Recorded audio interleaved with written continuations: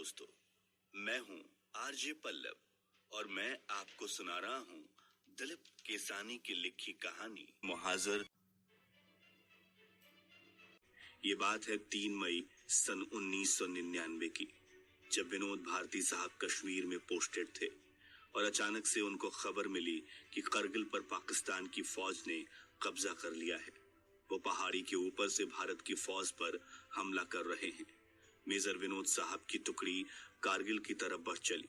उस वक्त विनोद साहब की टीम में शहजाद नाम का एक लड़का था, जिसमें विनोद साहब ने करीब से देशभक्ति का जज्बा, जुनून और पागलपन देखा। वैसे देशभक्त तो भारत के सभी फौजी जवान होते हैं, लेकिन उसके अंदर का जज्बा कुछ अलग ही था। न जाने कौन सी सनक सवार थी शहजाद के सर पर, मर मिटने की, देश के लिए, हिंदुस्तान की सरजमी के लिए। उसके दिल में पाकिस्तान के लिए कुछ ज्यादा ही नफरत थी। खैर, मेजर विनोद साहब करगिल पोस्ट के करीब पहुंचे। एक फौजी होने के बावजूद भी उनके सामने रूह कांपने वाला मंजर था। हर पल बस उनकी फौज के सैनिक शहीद हुए जा रहे थे। कभी घायल फौजी तो कभी शहीद फौजियों के शरीर हर पल उनके सामने से गुजर रहे थे। वैसे तो दुश्मन भारत की फौज से लाखों गुना कमजोर था, लेकिन ऊंचाई का फायदा उठाकर वो लगातार भारत के जाबाज फौजियों पर हमला किए जा रहे थे। लेकिन पीछे हटना या हार मानना तो भारत की फौज के खून में ही नहीं है। वो इस देश की मिट्टी के लिए अपना सर कटा सकते हैं। विनोद साहब को शहजाद के देशभक्ति के पागलपन का उस दिन और अंदाजा हुआ, जब वो बिना विनोद साहब के ऑर्डर के दुश्मनों पर गोलियां बरसाता आगे बढ़ चला। पीछे पीछे विनोद साहब की टुकड़ी के फौजी भी चल दिए। शाम होने को आई, लेकिन शहजाद अपने मोर्चे पर डटा रहा। वैसे तो भारत की पूरी फौज उस दिन अपने पोस्ट पे थी। रात ढलने वाली थी और सेना लगातार पाकिस्तानी सेना को मुंहतोड़ जवाब दे रही थी। कुछ दिन ऐसे गुजर गए। इन दिनों शहजाद का देशभक्ति वाला जज्बा पूरी भारत की फौज के लिए एक मिसाल बन गया था। इस बीच अचानक से 7 मई को विनोद भारती साहब को उनके वायरलेस पर खबर आई। Hello Charlie, coming to Charlie. Shahzad असल में पाकिस्तानी है सर, और गैर कानूनी तौर पर भारत में रह रहा था, यहाँ तक कि वो भारत की फौज तक में शामिल हो गया। ये बात विनोद भारती साहब के लिए यकीन करने लायक नहीं थी, लेकिन ऑर्डर ऊपर से था। जाहिर बात है कि जरूर इंक्वायरी तो करनी होगी। एक तरफ पूरी भारत की फौज जहां शहजाद की बहादुरी से कायल थे, तो दूसरी तरफ अब विनोद भारती साहब के दिल में काफी हद तक शक घर करने लगा। कहीं यह शहजाद पाकिस्तानी जासूस तो नहीं। लेकिन फिर भी उनका दिल इस बात को मानने के लिए बिल्कुल भी तैयार नहीं था। विनोद भारती साहब को ऊपर से ऑर्डर था कि वो शहजाद को जिंदा या मुर्दा किसी भी हाल में भारत सरकार के हवाले करें। फौजी और पक्के देशभक्त तो विनोद भारती भी थे। गुस्सा उनको भी हद से ज्यादा आया हुआ था। वो अपनी चौकी से निकलकर शहजाद जहां पे दुश्मनों से मुकाबला कर रहा था, वहां उसे पकड़ने गए। जब वो वहां पहुंचे तो उन्होंने देखा शहजाद अपनी जान की परवाह किए बिना पाकिस्तानी फौज से लोहा ले रहा है। पाकिस्तानी फौज ने उसे चारों तरफ से घेर रखा था, लेकिन वो बड़ी बहादुरी के साथ एक एक पाकिस्तानी फौजी को मार रहा था। जब शहजाद दुश्मनों को धूल चटाता हुआ आगे बढ़ रहा था, ये देखकर विनोद भारती साहब का दिमाग एक बार फिर हैरत में पड़ गया। उनका दिलो दिमाग सुन्न हो चुका था। फिर भी मेजर विनोद भारती साहब उसके करीब गए। उन्होंने जैसे ही उसे पकड़ने के लिए उसके कंधे पर हाथ रखा, अचानक जोरदार धक्का देकर विनोद भारती साहब को उसने गिरा दिया। कुछ पलों के लिए विनोद भारती साहब की आंखों के सामने अंधेरा सा छा गया। कुछ देर बाद मेजर साहब ने अपने होश को संभालते हुए शहजाद को फिर से पकड़ने की कोशिश की। तभी उन्होंने देखा कि अचानक गोलियां शहजाद के सीने के आर पार हो रही थी। पाकिस्तानी फौजियों ने शहजाद का सीना छलनी कर दिया था। शहजाद इसके बाद भी अपनी बंदूक से पाकिस्तानी फौजियों को मार रहा था। शहजाद ने मुस्कुराते हुए विनोद साहब को देखा और फ्लाइंग किस देते हुए जमीन पर गिर गया।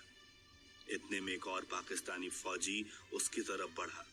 शहजाद ने रेंगते हुए उसे भी मार गिराया। उसके बाद शहजाद ने आंखें बंद कर ली। इतने में उनके दूसरे साथी वहां पहुंचे और उन्होंने शहजाद को वहां से उठाकर गाड़ी में डालकर पासी के आर्मी अस्पताल में उसे भर्ती कराया। लेकिन विनोद भारती साहब ने उसके पाकिस्तानी होने का राज किसी को नहीं बताया। शहजाद बेहोश था। अस्पताल में पता चला कि उसकी जान बचाना बहुत मुश्किल है। फिर भी उसका ऑपरेशन करके गोलियां निकाली गई। डॉक्टरों ने अपनी तरफ से पूरी कोशिश की कि उसकी जान बचाई जा सके। शहजाद के ऑपरेशन के एक आध दिन बाद उसको होश भी आ गया, लेकिन उसकी हालत नाजुक बनी रही। जब उसको होश आया तब डॉक्टरों ने विनोद भारती साहब को फोन करके इसके बारे में जानकारी दी। विनोद भारती साहब दौड़ते हुए अस्पताल पहुंचे। डॉक्टर उनको आईसीयू में ले गए जहां शहजाद मौजूद था। विनोद भारती साहब ने उसके पास जाकर उसके सर पर हाथ फेरा। उसने अपना हाथ उठाकर विनोद साहब के हाथ को चूमना शुरू कर दिया। जरा से आंसू उस भारत के फौजी की आंखों में उतर आए थे, लेकिन फिर अचानक भारती साहब के जहन में ख्याल आया कि शहजाद पाकिस्तानी है। उन्होंने तपाक से पूछा, क्या हाल है शहजाद और पाकिस्तानी? शहजाद एकदम से चौंक उठा। उसने कुछ कहने की कोशिश की, लेकिन उसकी तबीयत उसका साथ नहीं दे रही थी। फिर भी उसने मेजर विनोद भारती साहब को एक पेपर और पेन मांगने का इशारा किया। विनोद भारती साहब ने पास में खड़े डॉक्टर को पेन और कॉपी लाने के लिए कहा। डॉक्टर पेन और पेपर के साथ वहां पहुंचा। विनोद भारती साहब ने कागज और पेन शहजाद की तरफ बढ़ाया। शहजाद ने कांपते हाथों से पेपर और पेन लिए और उस पर कुछ लिखकर विनोद भारती साहब को वापस दे दिया। विनोद भारती साहब उस कागज को अभी पढ़ते, तभी फिर से उसकी हालत बिगड़ने लगी।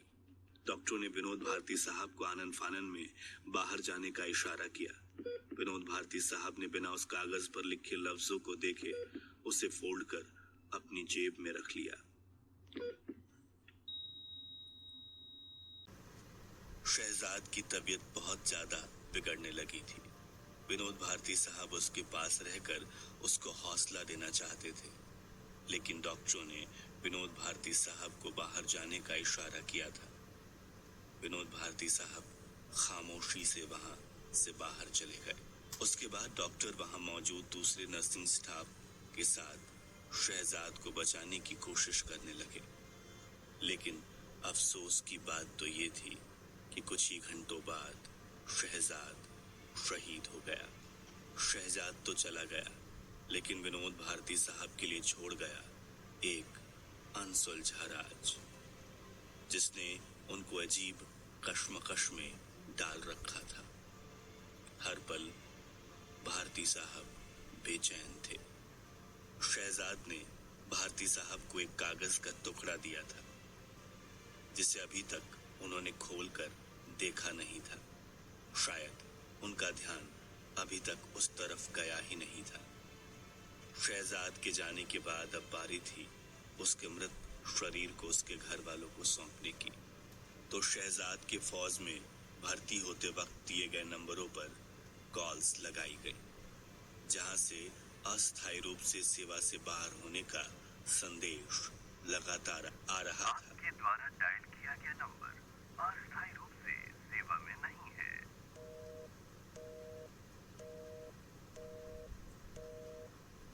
ये बात सन 1999 की है। उस दौर में मोबाइल तो हुआ नहीं करते थे, सिर्फ लैंडलाइन फोन हुआ करते थे। रिकॉर्ड में दिए गए नंबरों से साफ जाहिर हो रहा था कि यह नंबर जयपुर के थे। लेकिन अब सवाल ये खड़ा हो गया था कि शहजाद के परिवार तक सूचना पहुंचाई जाए तो कैसे? उन नंबरों के अलावा कोई दूसरा तरीका तो था नहीं। सवाल अब शहजाद के ऊपर चल रही जांच का भी था, जिसकी रिपोर्ट भी जल्दी बनाकर विनोद भारती साहब को दिल्ली सबमिट करनी थी। विनोद भारती साहब इस परेशानी में उलझे अपने ऑफिस की खिड़की के पास खड़े थे। इतने में उनके स्टाफ एक जवान ने आकर उनको सलूट करते हुए कहा, सर, शहजाद के परिवार का तो कुछ पता ही नहीं चल रहा है।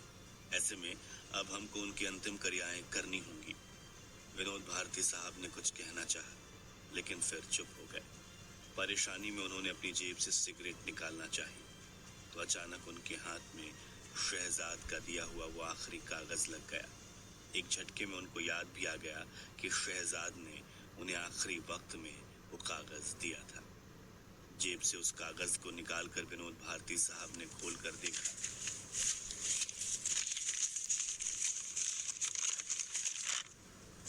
तो उस पर किसी लैंडलाइन फोन के नंबर लिखे हुए थे। लैंडलाइन नंबर के पहले लिखे कोड से साफ जाहिर था कि यह नंबर जोधपुर, राजस्थान के हैं। विनोद भारती साहब सीधे अपनी ऑफिस की कुर्सी पर बैठे और अपने लैंडलाइन फोन का रिसीवर उठाकर अपने ऑपरेटर से शहजाद के दिए हुए नंबर पर फोन लगाने को कहा।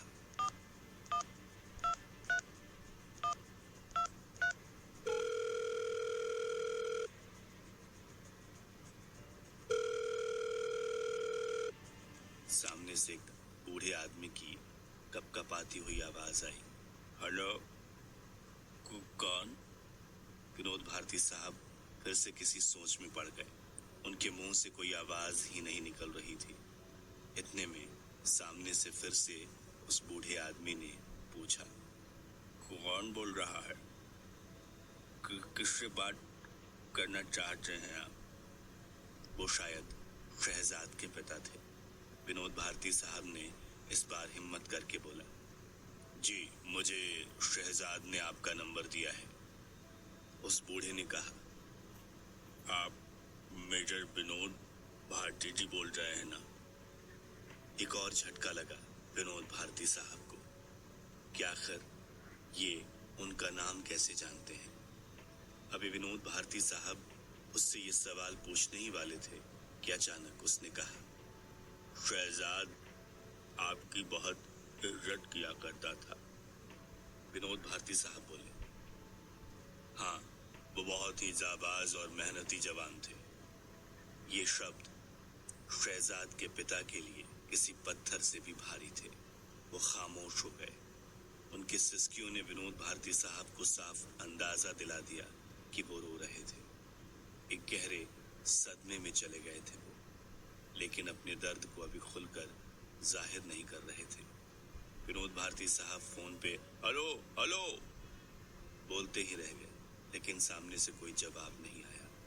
कुछ पलों की खामोशी के बाद उधर से शहजाद के पिता ने कहा, क्या एक बदनसीब बाप को अपने बच्चे के आखिरी दीदार नसीब हो सकते हैं? मेजर विनोद भारती साहब ने कहा, जी सर।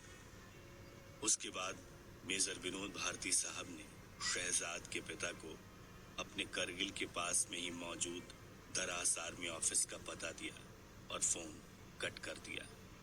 जैसा कि कारगिल की जंग अभी चल रही थी, मेजर विनोद भारती साहब अपने मोर्चे पर खड़े रहते थे और कुछ दिन यूं ही गुजर गए। चंद रोज बाद जब मेजर विनोद भारती साहब कारगिल से दरास ऑफिस पहुंचे तो उन्होंने देखा एक 70 साल का बूढ़ा आदमी उनके ऑफिस के बाहर बेंच पर बैठा था। मेजर विनोद भारती साहब ने उनको पहचाना नहीं। वो सीधा ऑफिस में अंदर चले गए। विनोद भारती साहब के अंदर जाने के कुछ लम्हों के बाद एक ऑफिसर ने उनको बताया, सर, शहीद ऑफिसर शहजाद के पिताजी आपसे मिलना चाहते हैं। विनोद भारती साहब ने उस ऑफिसर से शहजाद के पिताजी को अंदर भेजने को कहा। एक हाथ में लाठी और दूसरे में तस्बीह यानी खुदा का नाम जपने की माला थी। ऑफिसर उनको अपने हाथों का सहारा देकर ऑफिस के अंदर ले आया। विनोद भारती साहब को देखकर उन्होंने अपने दोनों हाथ जोड़े। विनोद साहब भी अपनी कुर्सी से उठ गए और उनके पास गए। उनको ऑफिस में कुर्सी पर बैठने के लिए सहारा दिया। विनोद भारती साहब ने दूसरे ऑफिसर से चाय और पानी लाने के लिए कहा। वो बाहर चला गया। विनोद भारती साहब अभी कुछ कह पाते, इतने में उन्होंने देखा कि शहजाद के पिता की आंखों से आंसू गिर रहे थे, जिनको वो अपने कंधों पर रखे गमछे से बार बार साफ कर रहे थे। यह मेजर विनोद भारती साहब को भी कमजोर कर रहा था। आंसू तो उनकी भी आंखों से आना चाहते थे, लेकिन क्या है ना, वो फौजी हैं। उन्हें अपने जज्बातों और एहसासों पर काबू करना अच्छे से आता था, लेकिन उस बूढ़े बाप के सामने खुद को वो लाचार समझ रहे थे, क्योंकि जिस शहजाद ने विनोद भारती साहब की जान बचाई थी, जिसने भारत देश के लिए अपनी कुर्बानी दी थी, उसी पर विनोद भारती साहब को इंक्वायरी भी करनी थी। दोनों काफी देर आमने सामने बैठे रहे, लेकिन एक दूसरे से बोलने की हिम्मत दोनों में नहीं थी। इतने में वो ऑफिसर चाय और पानी का गिलास लेकर आया। कांपते हाथों से शहजाद के पिता ने चाय का कप उठाया, लेकिन थी तो बस खामोशी। चाय पीने के कुछ पलों बाद विनोद भारती साहब अपनी जगह से उठे और शहजाद के पिता के पास गए। वो भी अपनी जगह से कांपते हुए उठे और विनोद भारती साहब को गले से लगाकर फूट फूट कर रोने लगे। उनके अंदर आंसुओं के सैलाब उमड़ रहे थे, जिसको देखकर इस बार विनोद भारती साहब भी खुद को रोक न पाए। उनकी आंखें भी छलक आई। विनोद भारती साहब ने अपनी टेबल पर पड़ा पानी का गिलास उठाकर उन्हें दिया और फिर उनको दिलासा देकर चुप कराने की कोशिश करने लगे।